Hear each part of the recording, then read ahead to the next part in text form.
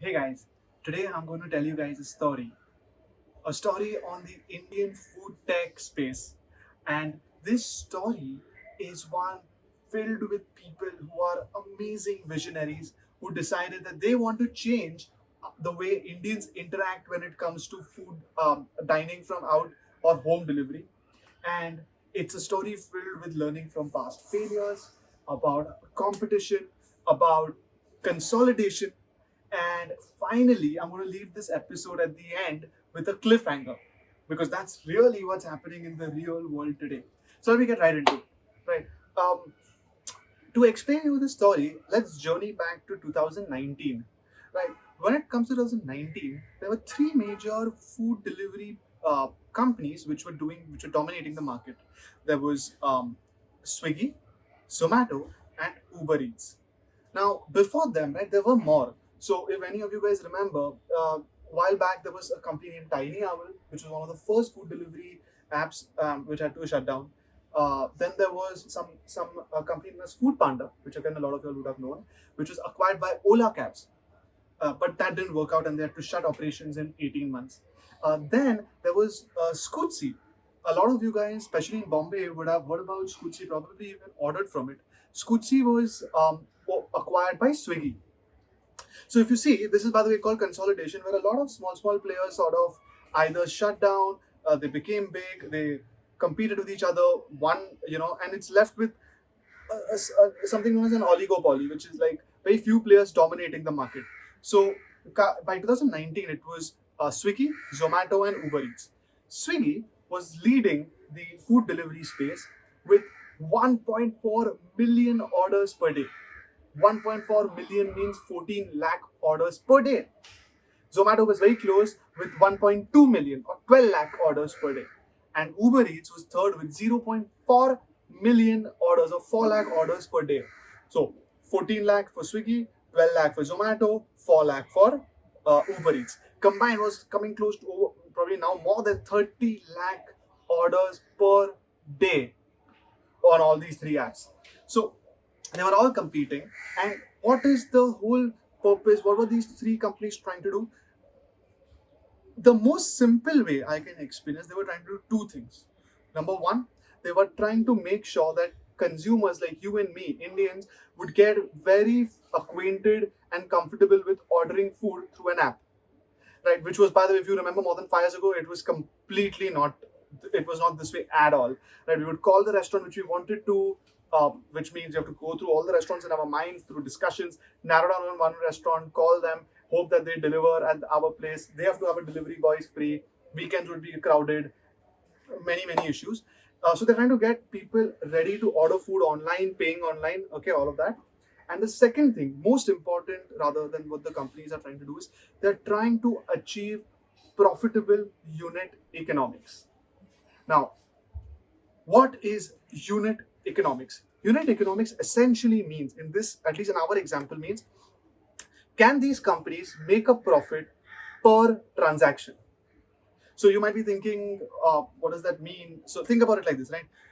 As long as per order, whatever, let's take Swiggy for example, per order, whatever Swiggy is earning in income, in revenue, right, is that overall more than what they're spending to actually make that delivery. Okay, so it's a simple, as I mean, to simplify it, it is how much are they earning per transaction versus how much they're spending per transaction. And now, while this sounds super simple, it's actually extremely complicated. Maybe for a future video, I can actually make one entire video on unit economics. But just for you all to understand why it's not so easy is because per order, how much they earn can be very easily sort of identified. But how much they spend per order is spread out across a lot of large investments and costs that they have incurred. For example, they must have incurred so much on making sure that this app is so user friendly and it's always updated. They have to make sure that they land up ensuring delivery boys and their fuel and all. I mean, there is so many things, right? That needs to be ensured. Acha, one other thing, Swiggy, Zomato, Uber Eats were all trying to compete by trying to get us habituated by offering vast discounts, huge discounts, right? So that we guys get incentivized saying that, okay, if I'm anyways going to order from this restaurant, instead of calling from it directly, let's call from it through one of these apps because they're giving it at 30%, 40% off. So that discount also sort of comes into the unit economics cost, right? So it's a very complex understanding, but to simplify it, they were trying to ensure that each transaction was making a profit. So the 2 points which they were trying to do, get Indians used to ordering on the online through these applications, and to make sure that when they actually land up ordering, Swiggy, Zomato, Uber Eats could make a profit per transaction. Now it takes time, so but this is what essentially their goals were. So that's sort of like a summary of what was happening as of late last year or early even 2020. Now, coming to early 2020, January 2020, huge news, huge update for the food tech space. Zomato is acquiring Uber Eats. What does this mean and how does it affect everything in this story? So, point number one, you all need to understand what happened. On 21st January 2020, Zomato bought Uber Eats for $350 million, 2,500 crore rupees, 2.5k crore, right? And they didn't pay them cash. Zomato paid Uber 9.99% of its own shares. Like, we are not getting into valuations right now, but for those who understood, simple enough, Zomato gave almost 10% of its stake to Uber. Uber said, okay, Uber Eats is now Zomato's. And now the question is, what just happened? Right? From the three major players, it's come down to two. And one thing which a lot of people are confused about is, okay, so Uber Eats got acquired by Zomato. So what? How does it make a difference to anybody? And that is a huge part of this story for you guys to understand how this world works. It isn't just acquired because of basic reasons which you might think, kill competition or make more money. It's not like that, right? There is a lot of in-depth thinking, and I'm going to break it down into 3 points. Number one, what was the benefit to Uber Eats? Two, what was the benefit to Zomato? And three, what is the benefit to customers? Okay, and we'll talk about Swiggy at the end. So, point number one, how is it important for Uber Eats? Guys, very important. Think about this, okay? Uber as a global company, okay, the total revenue it was generating from across the world for the entire globe, from India, it was only generating 3% of its overall revenue. Which means what? That if Uber, let's say, makes hypothetically 100 crore income per year, 3 crore come from India, 97 crore comes from all other countries. So India is a small chunk of it.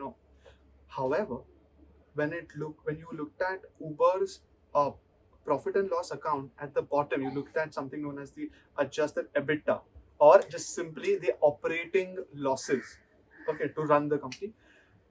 25%, okay, of their losses, operating losses, were from Uber Eats India.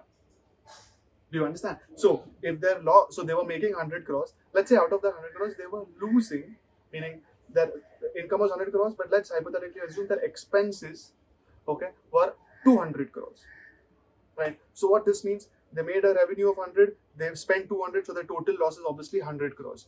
From this 100 crores, 25 crores was because of India, because of Uber Eats. So think, the revenue was only 3% from India, but the loss was 25% because of Uber Eats in India. And why?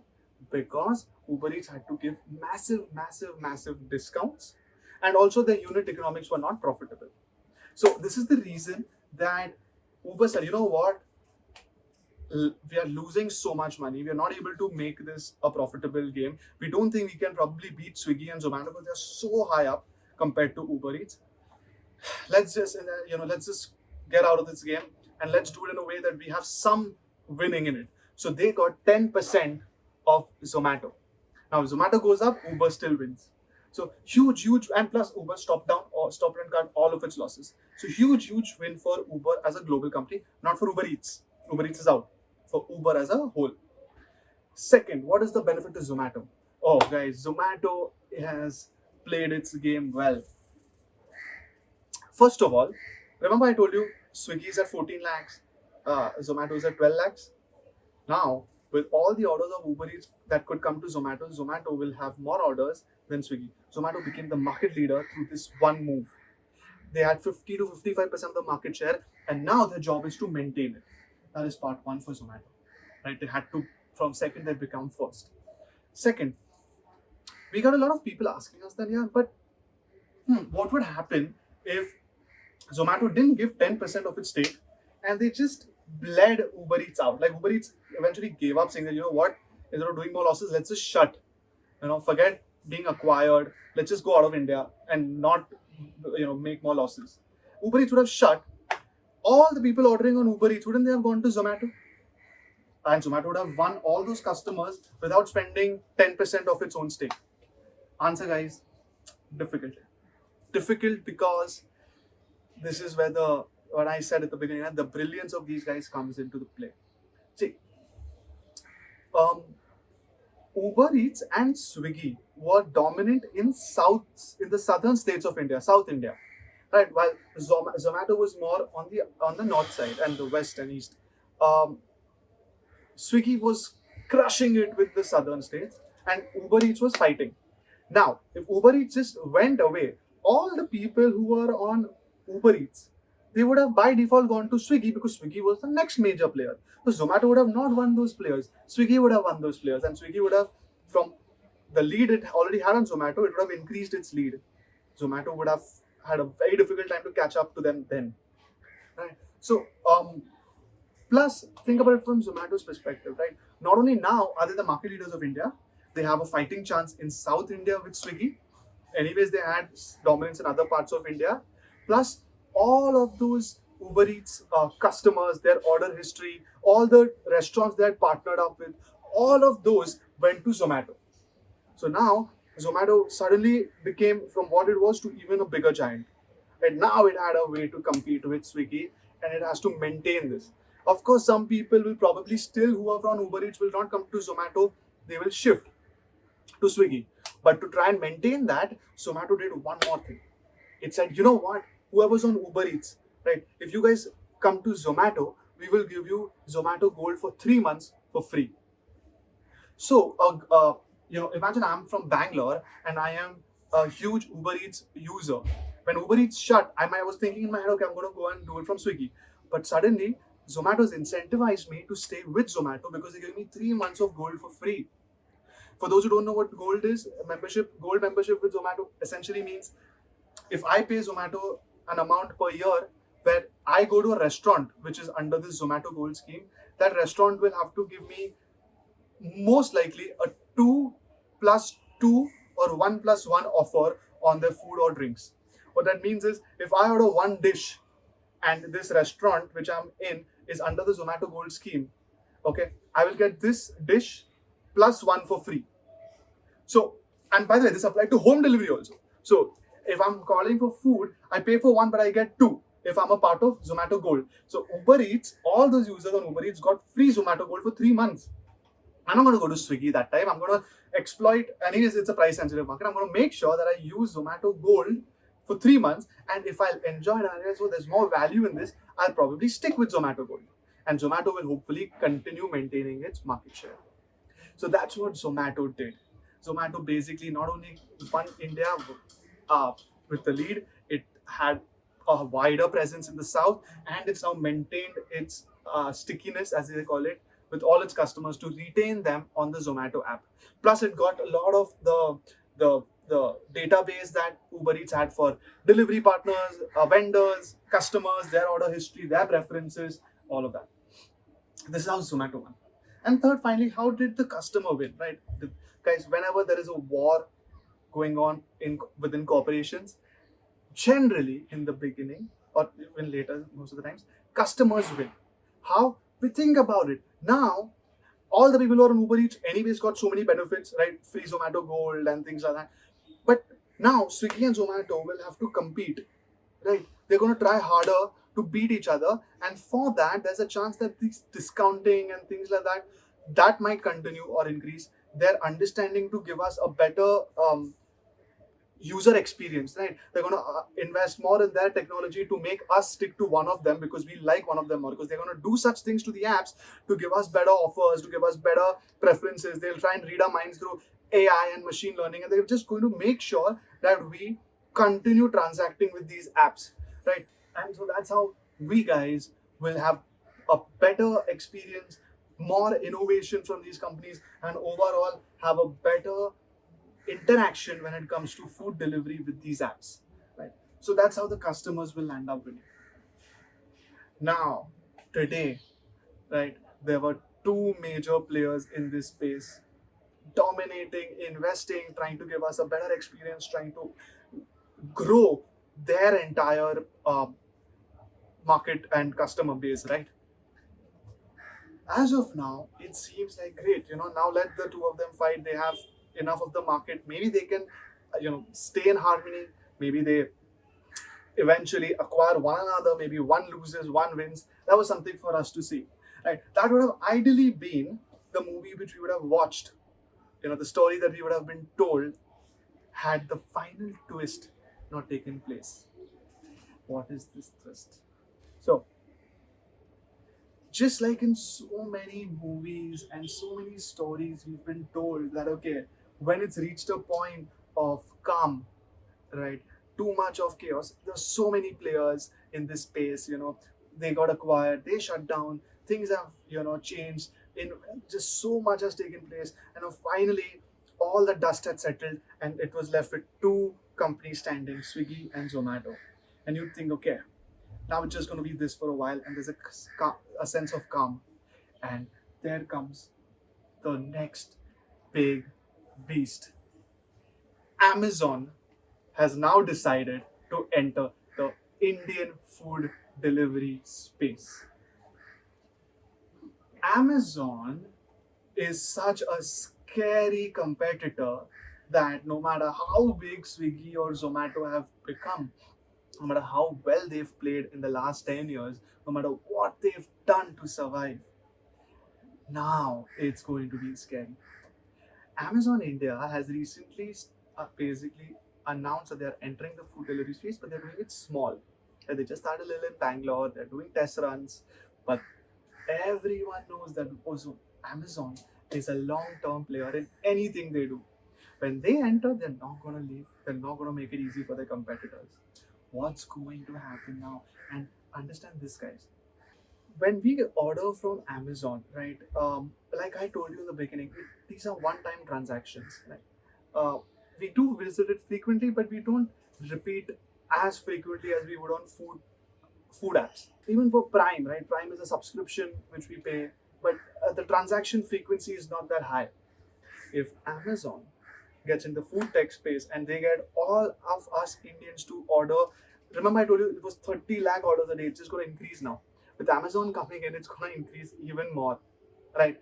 Amazon would love to have so many people transacting on the app, because if Amazon does not make profit compared to the other players, Amazon will not be hurt as much because of something called as the loss leader concept. For Amazon, food tech can be a loss leader. Loss leader means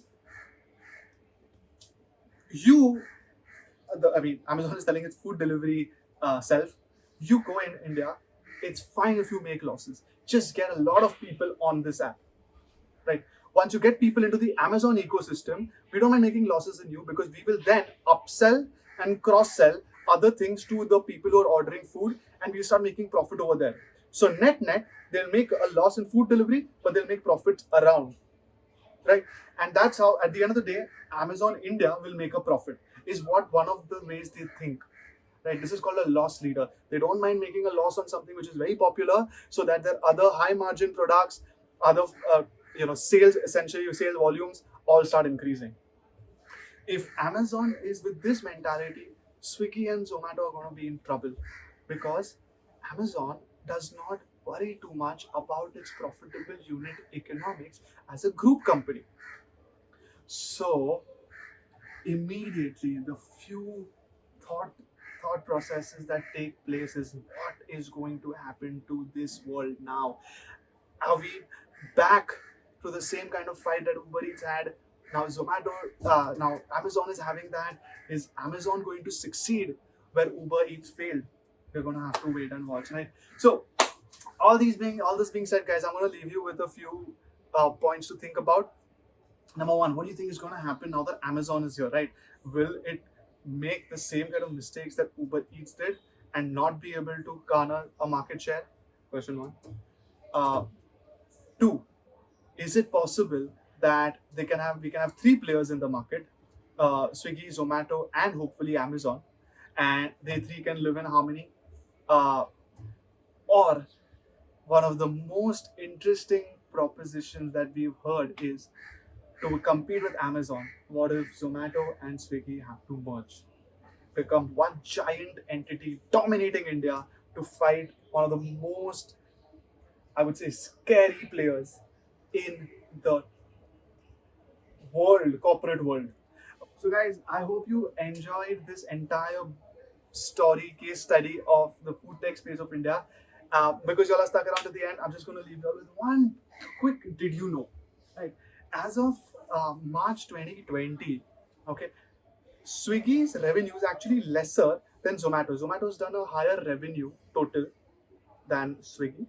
Okay, Swiggy is close to $150 million. Zomato is close to $200 million of revenue, and the losses. Swiggy has a higher loss. So not only is Swiggy has lower revenue than Zomato, but it has a greater loss. So technically speaking, if I look at the P&L account, Zomato seems to be doing better. However, valuation-wise, Swiggy is worth close to $3.6 billion, and Zomato, surprisingly, is $3.25 billion. It's lesser than Swiggy, even though its P&L account is better.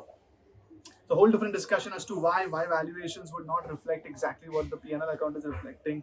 Lot of discussions in that which we can talk about in our next video. Hope you guys enjoyed.